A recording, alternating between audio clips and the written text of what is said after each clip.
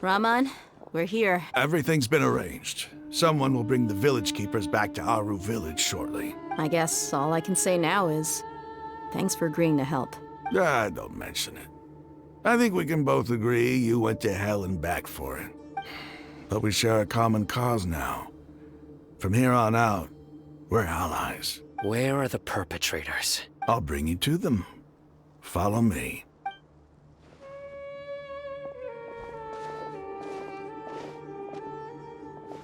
So these are the people who kidnapped the village keepers.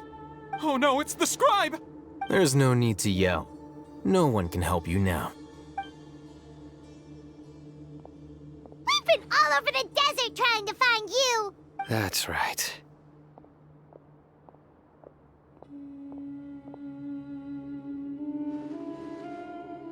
General Mahamatra?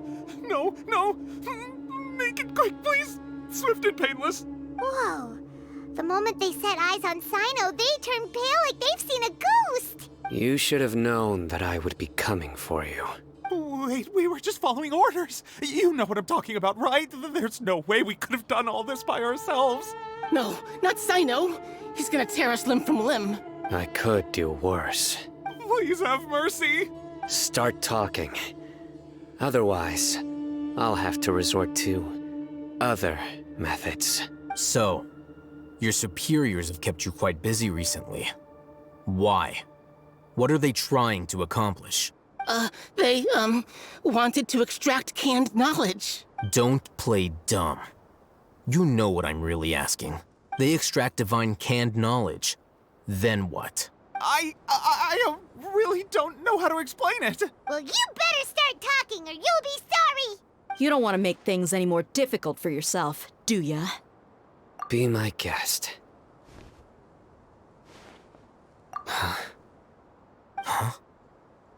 Uh-huh. That sure didn't sound like a fancy metaphor or anything. You're serious, aren't you? How did you know? There's no use hiding it now. Yes, you're right. The Akademiya is working on an important and potentially world-changing project. They are creating a new god. A god that will belong to them and to the people of Sumeru. It may seem as if Sumeru's academics are thriving, but ever since the death of Greater Lord Rukkhadevata, scholarly breakthroughs have been few and far between. The withering of Irminsul has been getting worse recently. The sages have tried everything they could think of, but nothing's worked. I'm always hearing them say things like, if only Greater Lord Rukkhadevata was still with us. Continue. And then, someone from the Fatuus showed up. They called him the Doctor. He brought a gnosis and said he wanted to borrow the Akademiya's research facilities. The Doctor was previously expelled from the Akademiya. At first, the sages looked down at him in disdain. But when he said those words, everyone's expression changed. He asked them, "Do you wish to create a god?" This is what the arrogant ignorance at the extreme end of Akademiya looks like. First, the Akademiya spent a long time constructing a divine vessel, which was based on an exquisite humanoid puppet. After that, they harvested dreams via the Zeb-Zerus festival Samsara, maximizing the Akasha's output. With the Doctor's help, and the Akasha now functioning at maximum efficiency, they were able to use it to extract the power from the Gnosis and convert it into a divine core. Next, they decided that their new god needed to possess divine wisdom. For that to happen, they needed a huge quantity of divine canned knowledge. It adds up.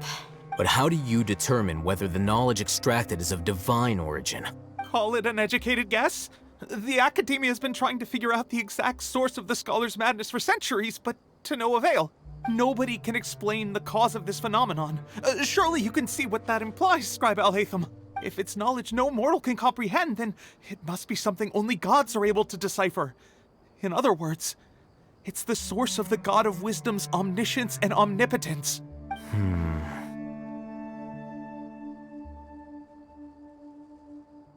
You must have noticed by now.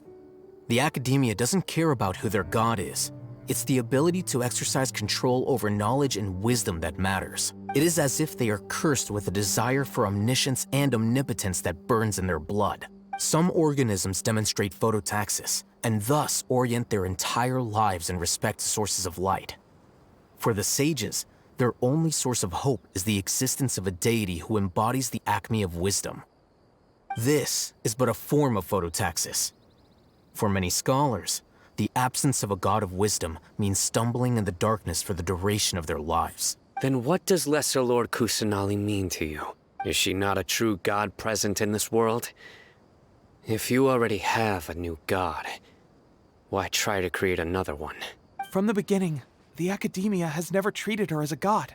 When the Akademiya first discovered Lesser Lord Kusanali, the newborn god of wisdom, the sages hoped that she would be as wise as Greater Lord Rukkhadevata. But upon evaluation, they found that at the time, she possessed no more intelligence than any ordinary human child. The sages never had a ruder awakening. This forced them to accept that Greater Lord Rukkhadevata had indeed passed away. Not to mention that Lesser Lord Kusanali's gnosis had been used to power the Akasha this entire time. By herself, she has neither an Archon's raw power, nor the spectacular insight expected of a god of wisdom. Slowly but surely, people began to forget about her existence. So, this is the path the sages have chosen. All right, let's try to keep our cool.